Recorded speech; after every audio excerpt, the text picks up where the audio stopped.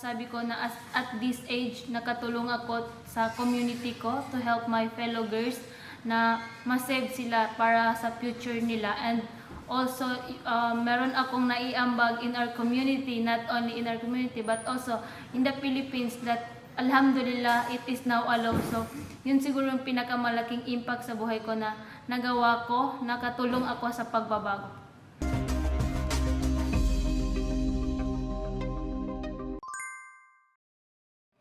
Me as a girl defender, nakikita ko yung sarili ko in helping sa implementation of the law na patuloy kong palalawigin, mas palalawakin ko pa kung ano yung ginagawa ko dati, like giving awareness to the community.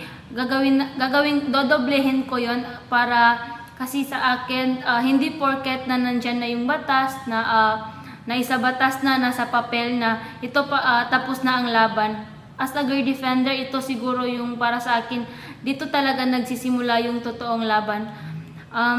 Kasi as a girl defender din, napakalaking tulong yung pagbibigay awareness to the community. Kaya sa pamamagitan ng mas malawak, puntahan yung mga far-flung area para mas marami pang marating na mga bata. And also, hindi lang sa mga kabataan dahil sa pamamagitan din ng pagbibigay kaalaman sa ating mga kapwa, bata man yan, lalaki man yan, regardless of their age, parang mas mapapatibay natin yung implementation of the law dahil magiging aware ang lahat po.